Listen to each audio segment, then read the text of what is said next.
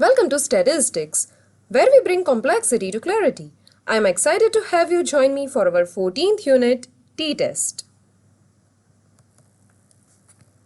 Let's study t-test. The t-distribution was found out by W.S. Gossett in the name of student in 1908. It is known as student t or simply t-test. It is defined as the ratio of the deviation between sample mean and hypothetical mean to the standard error of mean estimated from the small sample.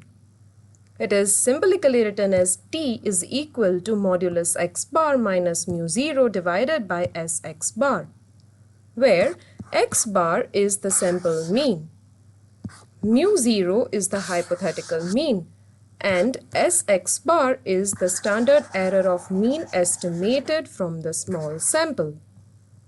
That is, Sx bar is equal to S divided by root n. Conditions for applying t-test.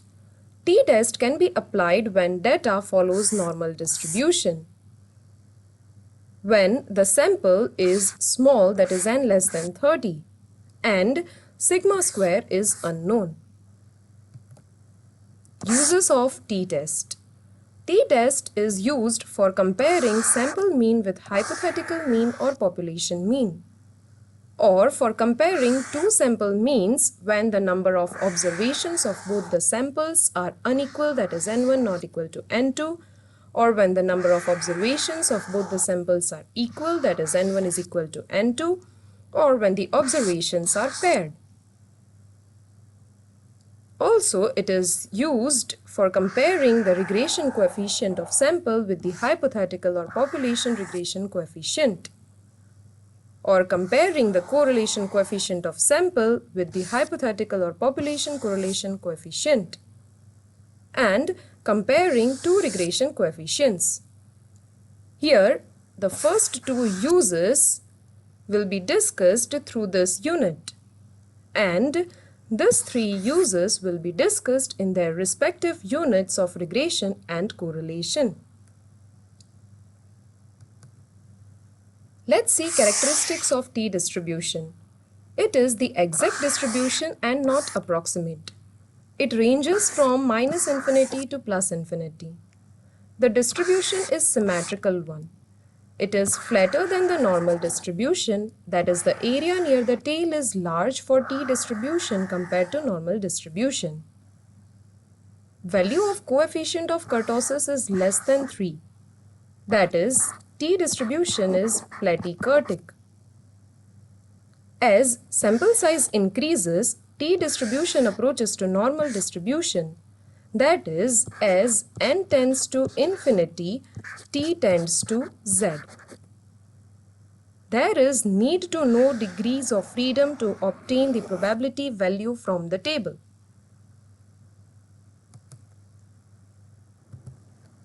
T-test for comparing mean can be tested using one sample t-test or two sample t-test.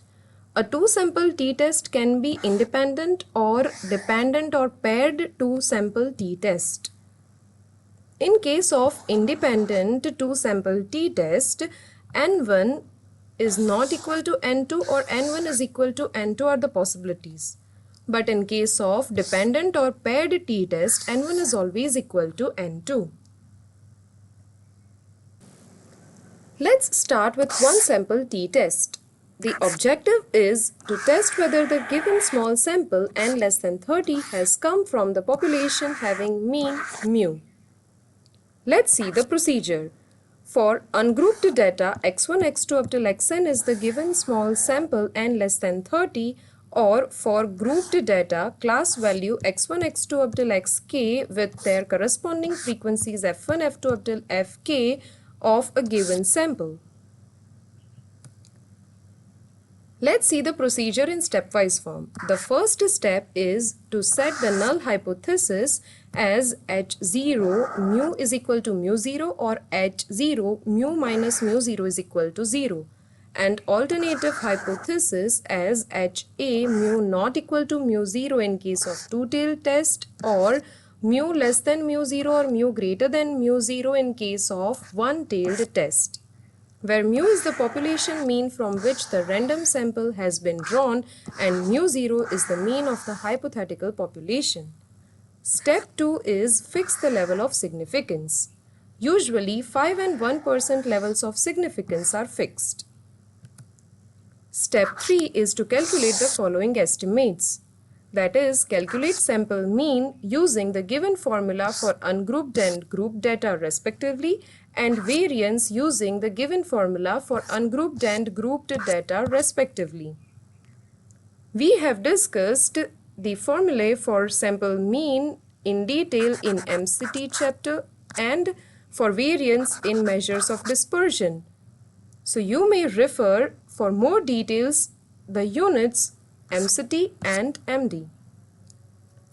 The fourth step is to compute the student T with n-1 degrees of freedom, that is T is equal to modulus x bar minus mu0 divided by Sx bar. And the fifth step is conclusion.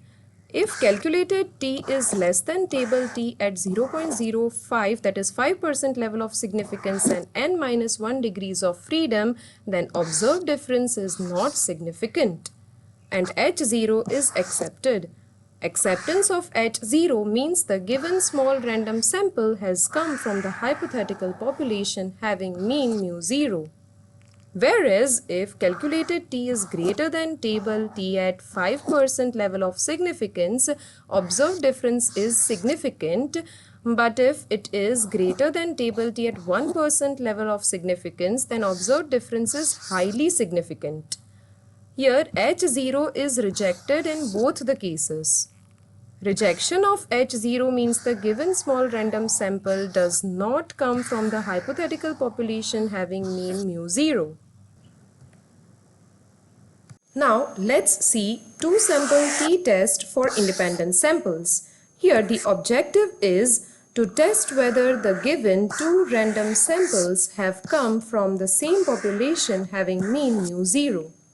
Here in case of ungrouped data, the observations in sample 1 are denoted by x1, x2 up till xn1 and in sample 2 denoted by y1, y2 up till yn2. And in case of grouped data, the class values are denoted by x1, x2 up till xk1 and their corresponding frequencies by f1, f2 up till fk1 is equal to n1 for sample 1 and y1, y2 up till yk2 and f1, f2 up till fk2 is equal to n2 for sample 2. Here samples 1 and 2 are drawn from normal populations. Now let's see the procedure in stepwise manner. The first step is to set the null hypothesis, that is H0 mu1 is equal to mu2 is equal to mu. Here both the samples have come from the same population having mean mu and standard deviation sigma. And the alternative hypothesis will be HA mu1 not equal to mu2 in case of two-tailed test or mu1 less than mu2 or mu1 greater than mu2 in case of one-tailed test, where mu1 is the population mean from which sample 1 is drawn and mu2 is the population mean from which second sample is drawn. Second step is to fix the level of significance. Usually 5% and 1% levels of significance are fixed. Step 3 is to calculate the following estimates. That is, we have to calculate the estimates sample mean and sample variance in the similar way as we calculated for one sample t-test. But here we have to calculate it for both the variables, namely x and y, using the formulae shown here for ungrouped and grouped data respectively. And then we have to calculate the pooled sample variance, that is SP square, which is equal to summation I is equal to 1 up to n1 xi minus x bar square plus summation I is equal to 1 up to n2 yi minus y bar square whole divided by n1 plus n2 minus 2 for ungrouped data. And SP square is equal to summation I is equal to 1 up to k1 fi into xi minus x bar square plus summation I is equal to 1 up to k2 fi into yi minus y bar square whole divided by n1 plus n2 minus 2 for grouped data. Then we have to calculate the standard error of mean of differences, that is s x bar minus y bar, which is equal to square root of sp square into 1 upon n1 plus 1 upon n2. The next step, that is step 4, is to calculate the student t with n1 plus n2 minus 2 degrees of freedom. Thus, t is equal to modulus of x bar minus mu1 minus y bar minus mu2 whole divided by s x bar minus y bar. Here we can get the value of t by substituting the values of these variables as calculated in the previous step. Step 5 is conclusion. If calculated t is less than table t at 5% level of significance and n1 plus n2 minus 2 degrees of freedom, then observed difference is not significant and H0 is accepted. Acceptance of H0 means both the samples have come from the same population mu. Whereas if calculated t is greater than table t at 5% level of significance, then observed difference is significant, and if it is greater than table t at 1% level of significance, then observed difference is highly significant. And H0 is rejected in both the cases. Rejection of H0 means both the samples are drawn from two different populations. Now let's see two sample t-test for a dependent sample, that is paired t-test. Here the objective is to test whether the two small related random samples have come from the same population. Let sample 1 x1 x2 up till xn and sample 2 y1 y2 up till yn be two related samples such that x1 y1 x2 y2 up till xn yn are the pairs of related observations. Let's see the procedure in stepwise manner. The first step is set the null hypothesis H0 mu d is equal to 0 and alternative hypothesis HA as mu d not equal to 0, where mu d is the average difference between xi minus yi in the population. Step 2 is fix the level of significance, that is usually 5% and 1% levels of significance.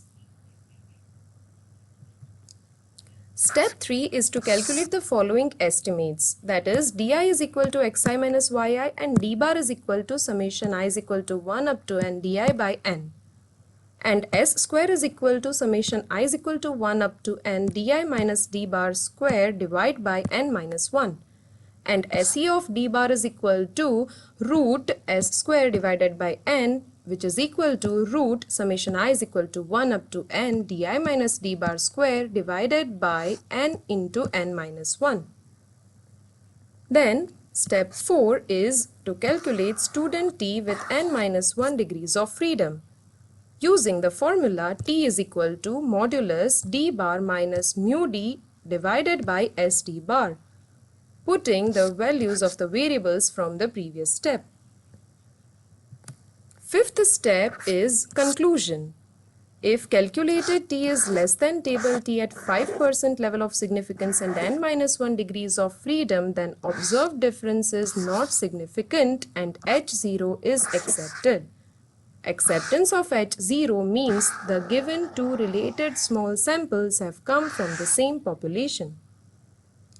Whereas, if calculated t is greater than table t at 5% level of significance, observed difference is significant, and if it is greater at 1% level of significance, then observed difference is highly significant.